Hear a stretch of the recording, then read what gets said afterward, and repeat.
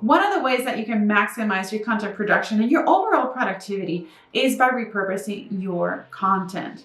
Oftentimes we feel the need to reinvent the wheel, and really we don't.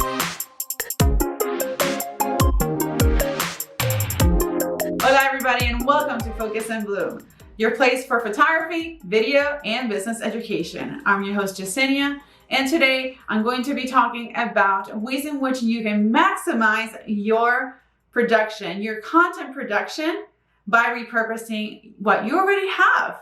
So if you like content like this, be sure to subscribe on the YouTube channel, click that button so that you don't miss out on any upcoming videos.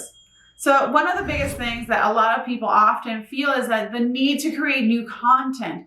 And what a lot of people often miss is that you probably are already creating a lot of content, a lot of really great content too. So it's all about figuring out how to best distribute your content in the various platforms. Now, because of how the algorithm works, this means that not 100% of your audience is going to see everything that you post in that particular platform. Also, not 100% of your audience will be in each and every platform that you have, or may not, or maybe they are in that platform, but they just don't interact as often in that particular platform as others.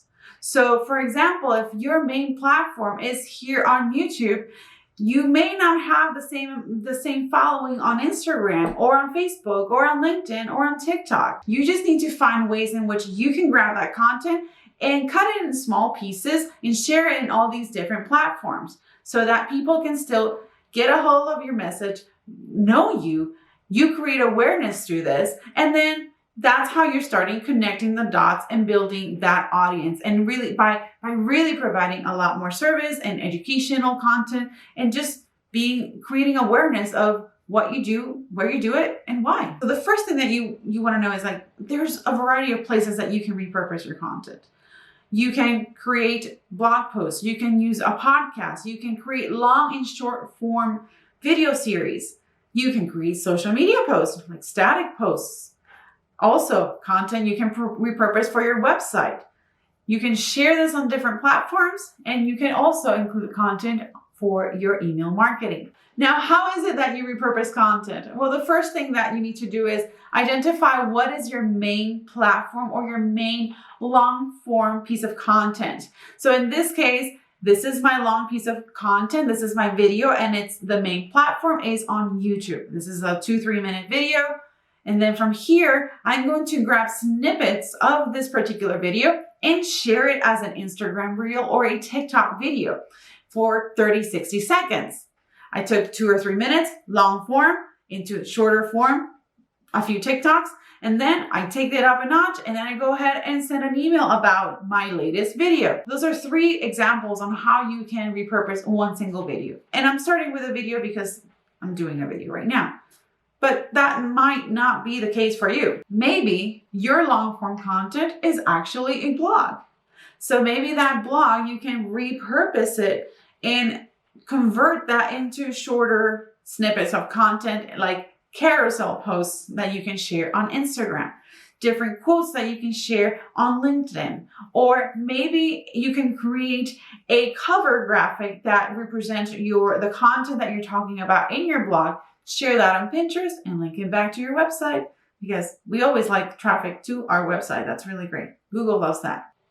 It's also important to know that you may want to create content that whatever it is that you're repurposing, that should be content that is evergreen. And by this, I'm referring to content that is not tied up to a specific season or a specific period. This is the type of content that could probably be a frequently asked question within your audience or within your niche. That's something that you can then repurpose even more so in a more variety of ways, because it's an evergreen type content. It's something that will continue to come up. A question, for example, in my industry, in video marketing and branding, a question that is very much often is how to repurpose content, or maybe how do I even start planning my content? And with that, we start with content pillars, or actually, let's take it back a notch. We actually start with developing our brand. If you need help with this, feel free to check out episode 49 of the Focus and Bloom podcast, where I dive into developing your brand as part of a three-part episode series of creating consistent content that speaks to your audience. Episode 49 is about developing your brand. Then we talk about brand photography and then video. The three, go ahead and binge that. I'll click it here on the cards and then on the description box as well. So I gave you a couple of examples on ways in which you can repurpose your content, but let me just outline that for you here. So the first thing that you need to do is find your main pillar content or your main platform. What is it that you're doing? So let's say this is a live video and this is a 15-minute video that you probably are doing on Instagram Live. Okay, that is your platform, Instagram. Then that secondary platform, where can you repurpose that Instagram Live, that 15-minute video? Well, go to YouTube. Why? Because YouTube is the second largest search engine. First one being Google, and also Google owns YouTube, so it's perfect. So you created that 15-minute live stream on Instagram, and then you edit that down and shared it onto YouTube in a horizontal format. The third platform could be a blog post, and this blog post is in your website. So you definitely want to think of ways in which you can drive traffic back to your site. So you have that live video, you share it on Instagram, and then you create a blog post where you're talking about that video. Maybe you've transcribed that video and you made it into a blog post. Step it up a notch a little bit, add that video, embed that video from YouTube onto your website. Google loves blog posts which have images and videos and lots of text or a variety of formats of elements.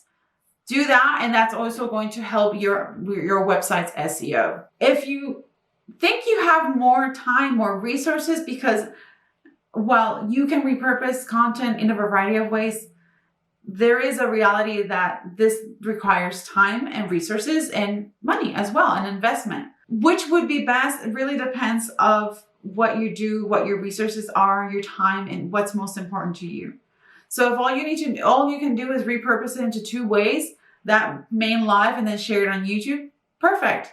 If you can do three, add it to your website, or maybe create, instead of a blog, maybe share it on an email to your email list and create content there that pushes people to view your video on YouTube or check it out on Instagram if you've left it on Instagram. Now, if you have more time, more resources in that regards, then you can then step it up a notch and then cut that 15-minute videos into short 30-second snippets and share them on Instagram Reels or TikToks or both.